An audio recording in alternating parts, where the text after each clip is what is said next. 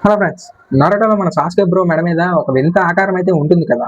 దాన్ని చూసి మనం ఏదో స్టైలిష్ టాటూ అయితే అనుకుంటాం కదా. అది ఒరచిమారు ఇచ్చిన కట్స్ మార్క్ అని మనకి తెలుసు. అసలు ఆ పాము ముసలోడు ఎందుకు అందరినీ ఇలా కరుచుకుంటూ తిరుగుతాడు? ఆ మార్కు వెనక ఉన్న అసలు కిటుకు ఏంటి? మన స్టైల్లో ఈరోజు తెలుసుకుందామా? ముందుగా ఈ మార్క్ ఎక్కడి నుంచి వచ్చిందంటే జూగా అనే ఒక క్యారెక్టర్ మన నరుటోలో ఇంట్రడ్యూస్ చేశారు. ఆయనకి అప్పుడప్పుడు బీపీ విపరీతంగా పెరిగిపోయి హల్క్‌లా మారిపోతుంటాడు. మన ఒరచిమారు ఖాళీగా ఉండలేక ఆ జూగో బాడీలో ఉన్న ఎంజైమ్స్‌ని దొంగిలించి దానికి కొంచెం మసాలా అద్ది ఈ కర్స్ మార్క్‌ను కనిపెట్టాడు. అంతే సింపుల్‌గా చెప్పాలంటే ఇది ఒరిజినల్ కాదు. ఒరచిమారు చేసిన పైరేటెడ్ వర్షన్.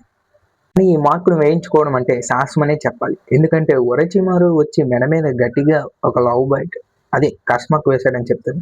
ఆ నొప్పిని తట్టుకొని బతికే ఛాన్స్ కేవలం 10% మాత్రమే ఉంటుంది. మిగిలిన 19% డైరెక్ట్‌గా యమలోకానికే.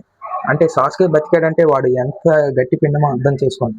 పాపం ఆంకోకి కూడా ఇలాగే కరిచేశాడు. కానీ ఆమెను తర్వాత పట్టించుకోలేదు. యూజ్ అండ్ త్రో అనమాట. ఇంకా ఇందులో లెవెల్స్ గురించి వచ్చేస్తే 2 స్టేజ్‌లు అయితే ఉంటాయి. బాడీ మీద నల్లటి డిజైన్లు వస్తాయి. చూడటానికి బాగుంటుంది. కానీ లోపల మాత్రం నరకం కనిపిస్తుంది. ఇక లెవెల్ 2కి వస్తే ఇది వేరే లెవెల్. సాస్కే అయితే ఏకంగా గాలిపటం లాంటి రెక్కలు వచ్చి ముక్కు మీద ఏదో అతుక్కు పెట్టినట్టు డిజైన్ వచ్చింది. పవర్ అయితే పెరుగుతుంది కానీ లుక్ మాత్రం కొంచెం వింతగానే కనిపిస్తుంది. ఒరచిమారు ప్రతి ఒక్కరి మెడ మీద ఎందుకు లవ్ బైట్స్ అదే కర్స్ మార్క్ వేసుకుంటాడో మీకు తెలుసా? ఎందుకంటే ఒరచిమారు చాలా తెలివైనవాడు. ప్రతి మార్కులో తన చాక్రా దాగి ఉంటుంది. కొంచెం దాచిపెడతాడు. ఒకవేళ ఒరచిమారు చనిపోయిన స్టేజ్ వస్తే ఎవరి మెడ మీద అయితే ఈ మార్క్ ఉంటుందో వాళ్ళ నుంచి మళ్ళీ సర్రన బయటకు వచ్చేస్తాడు. అంటే వాడు ఒక పెన్ డ్రైవ్ లాంటోడు అన్నమాట. ఎక్కడైనా మారిపోతాడు. ఒరచిమారునైతే మన సాస్కే చంపేస్తాడు. కానీ మన సాస్కే మళ్ళీ తనకి ప్రాణం పోస్తాడు.